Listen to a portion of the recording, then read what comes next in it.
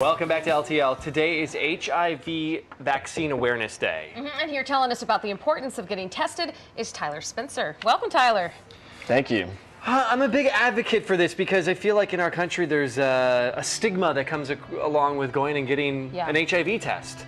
Like, why do you need that? But it should be like we go and we should all be getting it just like we'd get any other test, correct? Absolutely, yeah. I mean, of the 100,000 new cases of HIV, almost 20% of people are not getting tested, living with HIV and not aware of their status. So it's a completely painless process, and it's free in most places. And it's just something that I think we should all be doing in order to protect ourselves and protect the people that we care about.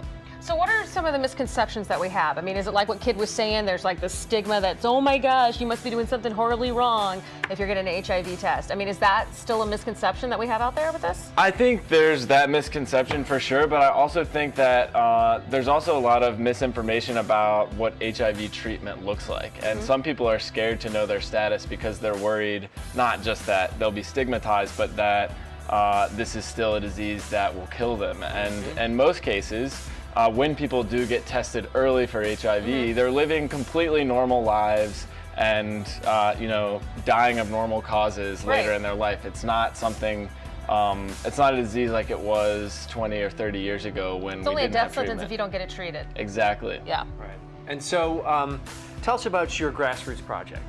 So we are an organization of varsity athletes from DC universities, Howard, Georgetown, George Washington, and the University of Maryland, that go into middle schools and high schools and spend 8 weeks educating kids about the basics of HIV and engaging them in conversations about stigma and discrimination and just generally living a healthy life, being in healthy relationships, and kind of getting them to talk about some of the real issues that surround HIV and just general sexual health.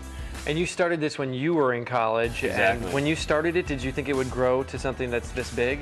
I did not, no. I remember sitting down with the athletic director at the time at Georgetown, and he said, this is an amazing idea, but it actually requires student athletes to give a lot of their time and to really get out of their comfort zone and to geographically get off of campus and actually into the community, which with student athletes is a big ask. And I think it's a testament to NCAA athletes and just general college students that we want to be involved in something that's making a difference and something that's meaningful. And so early on, he said, yeah, maybe you'll get 5 to 10 students, and we have over 800 varsity athletes who are going and spending 30, 40 hours each semester building relationships with students in DC public schools, and then afterwards going on and working for Teach for America, the Peace Corps, and just saying this is, getting fired up and saying I want to have a career and making a difference in this area. We were talking during the break how you got involved. Like, what was your motivation? Why did you want to do this?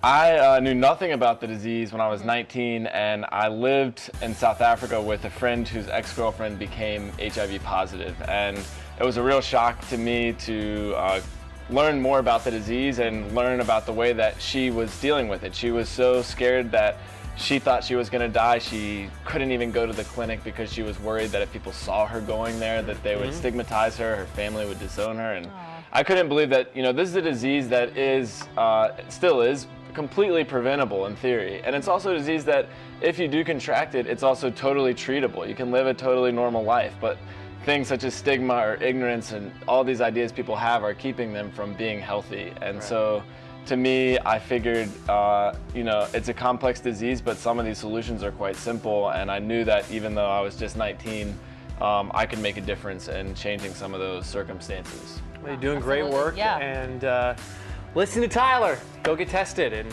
there's a lot of people out there that can help you, and it's free in many places, and so you should have no problem getting a test. Do you have a website where people can reach out to you? Sure. The Grassroot Project. We have grassrootproject.org, and we're also quite, since we're a young organization, we're quite involved on social media as well. So you can find us on Facebook and Twitter and Instagram, and I think this week we're going to start snapping on Snapchat. Wow. So look for the messages there. It's the new place to hang out. Exactly. I'm obsessed on the with snap. it. You got to be on the snap. Yeah, exactly. All right. Thanks, Tyler. We Thank appreciate you. it. Tyler Spencer, thanks. All right. After the break, we have a very special performance from some of Antonio's students. We do?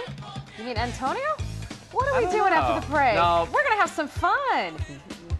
We're gonna look at headlines. Forecast, but you are going to be doing something fun a little bit later on after the break. You'll have to stick around for that. Yeah, okay. I can't wait to see this.